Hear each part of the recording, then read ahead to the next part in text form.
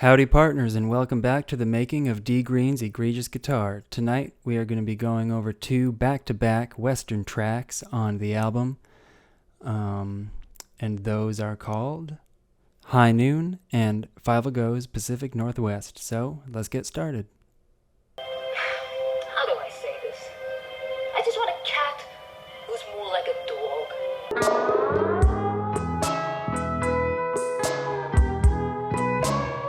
Alright, getting right into it. The first one here had the working title Crappy Trails, which is a reference to Van Halen's Happy Trails, which sounds like this.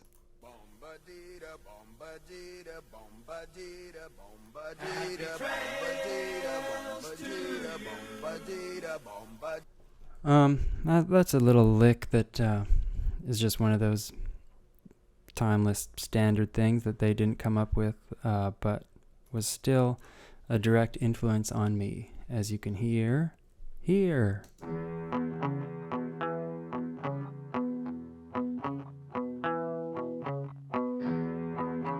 So what we've got going on here, spacey intro keys left and right, was recorded on this beauty behind me. This keyboard I tricked my parents into buying for me. Not so much tricked as promised that I would take piano lessons if they got me a piano. And on the day that piano lessons rolled around, first lesson, my mother must have just saw the look on my face and said, "You don't want to take piano lessons, do you?" And I said, "No." And I never took piano lessons, but oh God, if that was the year maybe 2007, I guess I've been slowly teaching myself ever since then by looking at a chord on a guitar and painstakingly finding where each of those notes is on a keyboard and doing take after take. And yeah, quantization is also my friend when I'm using software instruments.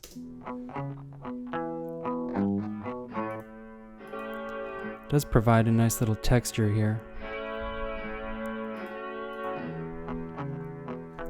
Oh, fun fact, this is the first track I sat down and recorded at the beginning of COVID when I realized that I was not going back to work anytime soon and thought I might as well work on some music. Here we go.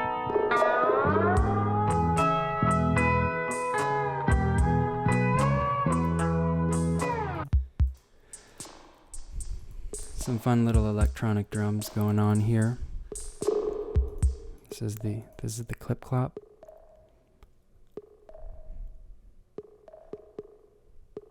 Really like that a lot. Subtle little thing that really gives it its flavor.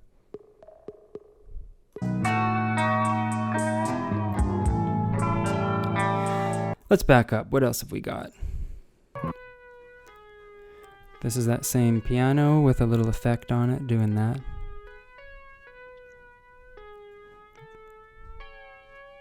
Very cheeseball, honky-tonk western with like a sort of futuristic flavor to it.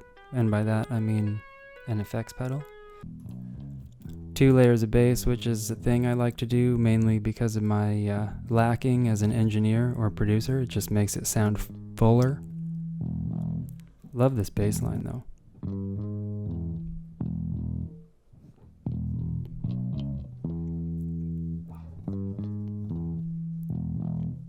I like the doubled bass sound. This song is just full of cheesy little ingredients that all came together.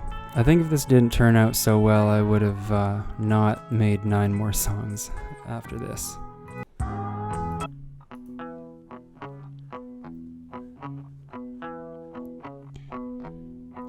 Oh, this pans over here, but this was actually the very, very first... The first idea I had for this whole thing was one of these panned right and one of these panned left, and they play like different bits of the riff. Again, this is in mono, but please put on please put on a pair of headphones and and listen to this song, listen to this album. I implore you.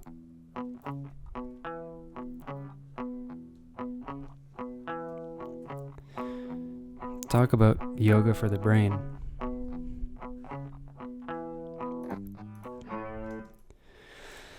So then we get over here, and I tuned my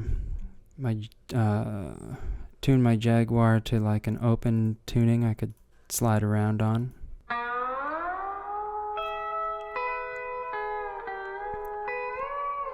Pretty sloppy, pretty janky, but I really like this right here. Sounds like a machine powering up or something.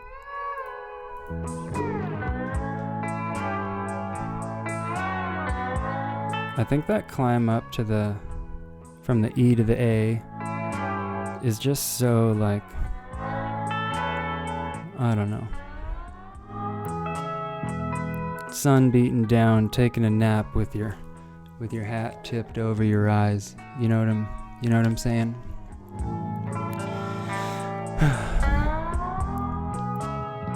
Really blew the last one, so I've got a lot to say for this one. Here comes the other lead. Love this too. Love what I did.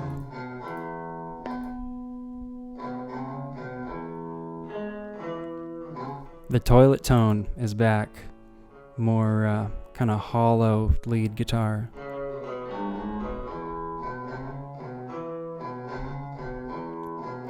Kind of a subdued little solo here, but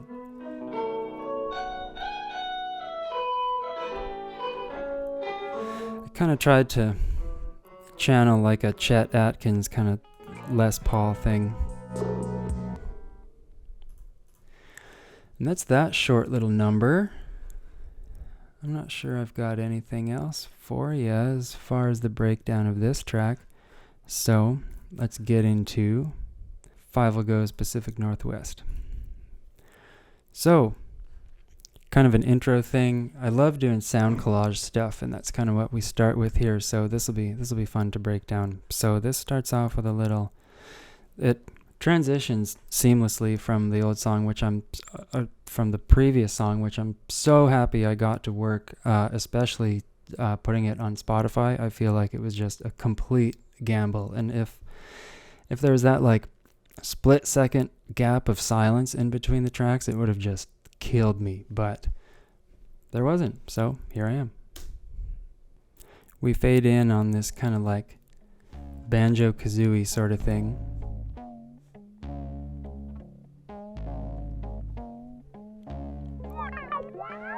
With like, I feel like SpongeBob production music inspired, both by accident, I swear to God. So what we've got going on here is fuzzed out bass, just doing,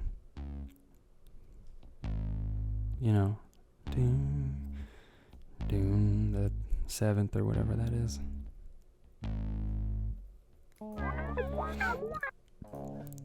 Down here, kind of just picking a chord with a little modulation thing. I don't know all my terminology. I'm sorry, okay?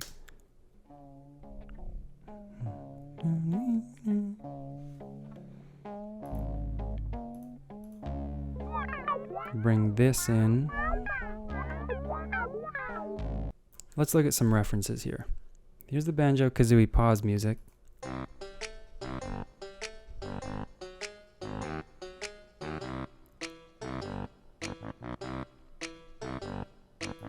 Maybe you can hear that.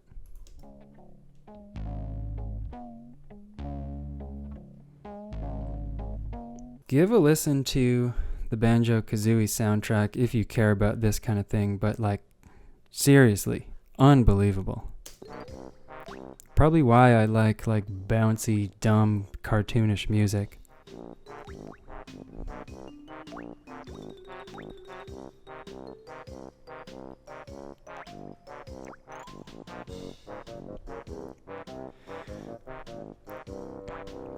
Okay, real digression here actually, but this song,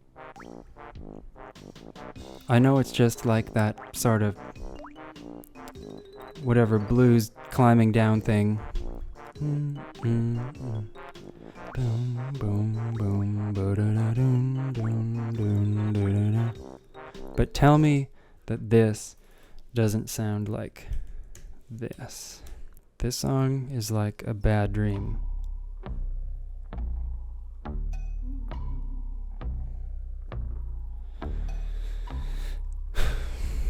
Never seen this music video. It's like Django Unchained going on here.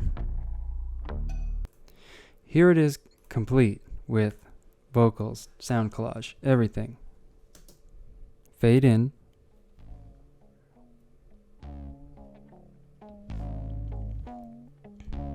I had been playing in a new band that had a song that was like, which, you know, sounds cool, and everyone was grooving to it, and it was fun, but as soon as I heard him play, I really liked it a lot. So it's the same groove as that. Lip syncing to that vocal sample for the album teaser I made many months ago was really hard. I had been playing in a new band that had a song that was like, Here's what I ripped and sampled for that. This is the beat. This guy rocks, whoever you are. You know, sounds cool, and everyone was grooving to it, and it was fun, but as soon as I heard him play that other shuffle, I was like, oh, I want to do that. So I started playing around with it, and once I got a little bit better at the sweeps and stuff, I really liked it a lot. So it's the same Groove is that. Look at that brushwork. Beautiful. So that's what I sampled, even though I literally just found these loops, which are obviously in, where is it? Which are obviously in GarageBand or something. And I never go looking for this stuff, but these are in GarageBand, and I could have just, wait.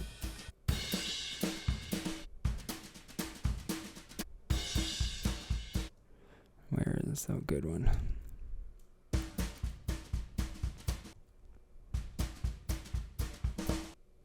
So easily could have looped that, but I don't think it would have had the magic if I hadn't ripped Train Beat Brushes from Chuck Harling. Shout out Chuck Harling. 22 subscribers.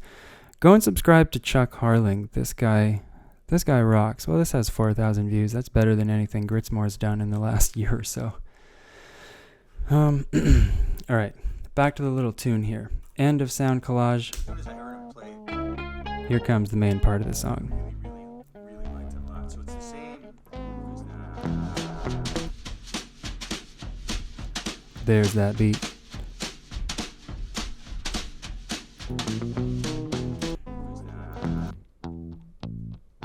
Little palm muted bass.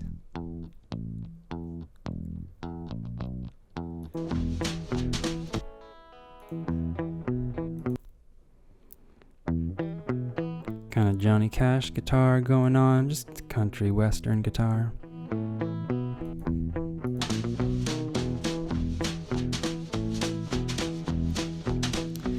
And then in comes the lead. Look at how much I cheated with this. I did so many takes. This is my secret sample from a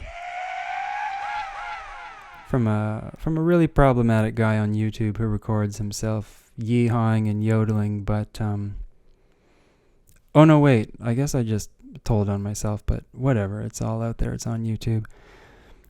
The yeehaw, I think, was just a sound effect, but the yodel at the end is a really Trump-loving yeehaw MFer from YouTube.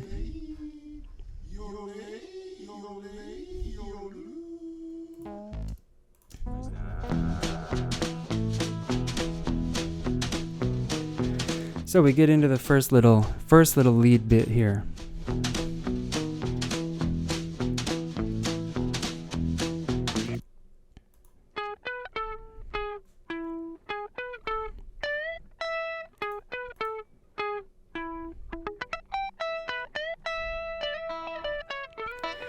It's like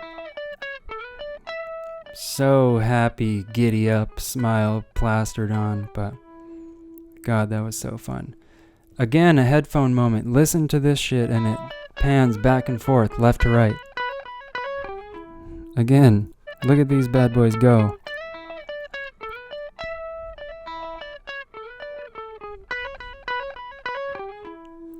There we go, baby. We're back into the little verse part.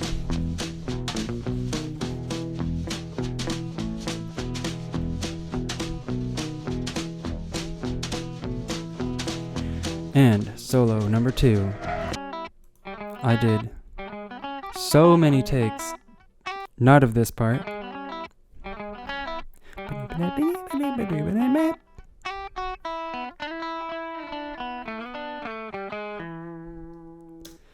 But this part,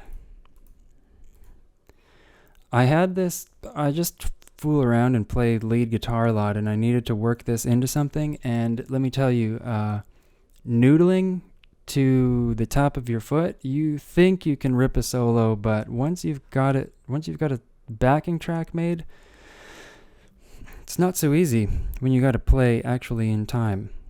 Check this out.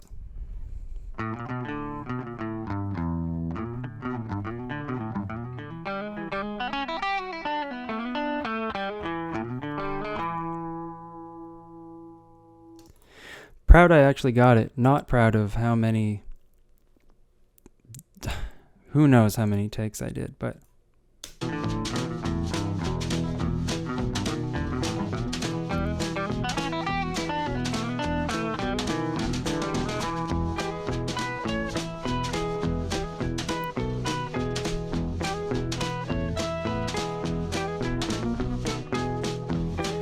This song is so fun. Definitely one of my favorites. Got a final yeehaw. These pitch down every time you hear one.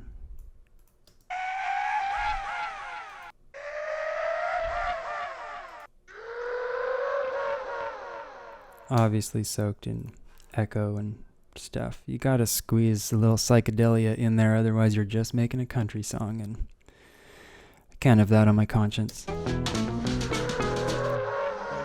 Then we fade back into Banjo-Kazooie here, and a little Cowboy Joe.